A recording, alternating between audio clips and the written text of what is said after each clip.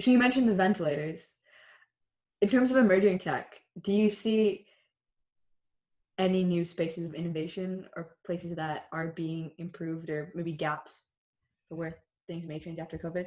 Yeah, so my business plan is literally there's a guy I was having lunch with 4 years ago, and Mhm. we're at a cheap diner, and they had these paper mats. I flipped it over and I traced my hand, and on each one of the fingers I put the things I'm going to work on for the next 5 years Yeah. or longer, and then the things that they have in common. I'll send you that because it's not secret. And the things that we need to focus on, at least in my opinion, are energy. And Mhm. so at the end of the day, for me at least, and smarter people should challenge me, but it's literally the calories, heat, energy, thermodynamics being used to convert something to something else for value in Yeah. terms of economics. So for example, say I consume, say I put tires on a car on an assembly line, and I consume 3,000 calories a day to do that job, and I can do 200 cars a day. I know nothing about it, but thinking of atoms, kind of, machine assembly.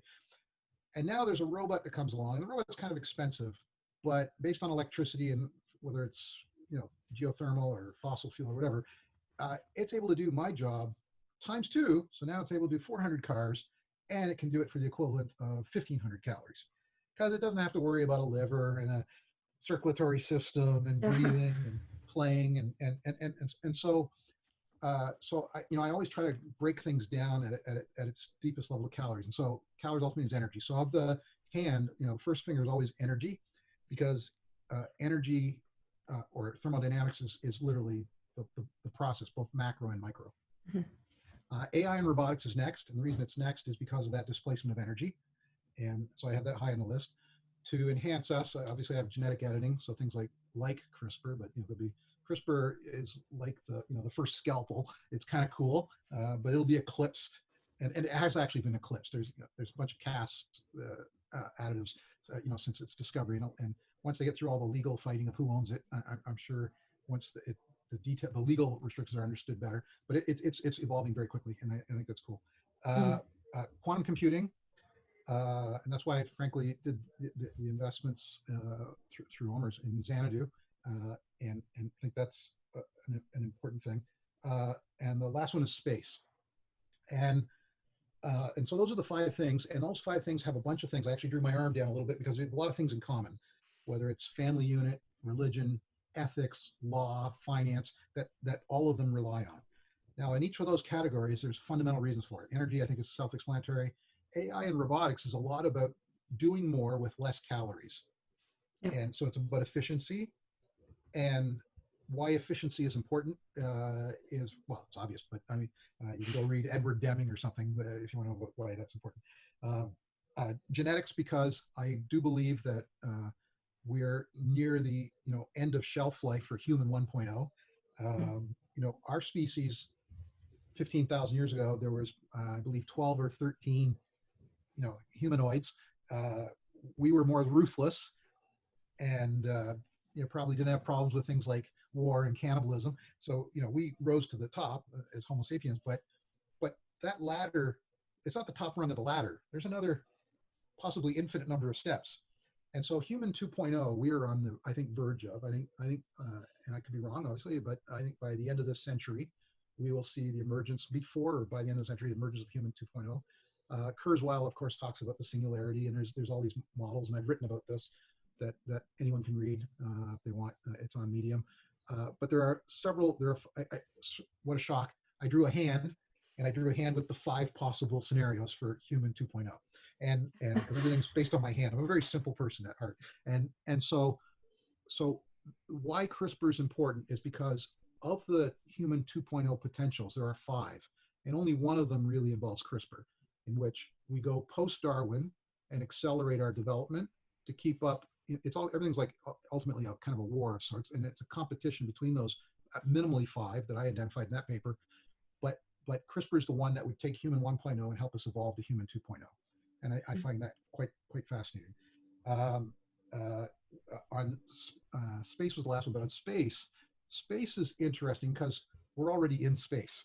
You know, we're on a spaceship going through space. We're sort of following the sun, and the sun's sort of, you know, following its path. And we're moving very quickly. We just don't Mhm. recognize we're in space because we're too small a species. You know, Yep. maybe ants don't realize, you know, that they're running an anthill kind of thing. And but we're already in space, and so, you know, we've obviously had these endeavors in ISS, and landing on the moon in the '69. It's been a while since Mhm. we've been there, but uh, ultimately we need to return there. And the complexity of getting into space, living in space, staying in space, probably does not work for human 1.0. Mhm. Our bodies are, and again, I'm not, I'm paraphrasing a little bit, we're roughly 75% water. If you were to take things into space, one of the worst things you can take into space, in its liquid form at least, is water. It takes a lot of, it takes, like $100,000 a day to live very badly in space. In fact, ironically, space is like a time machine in a way.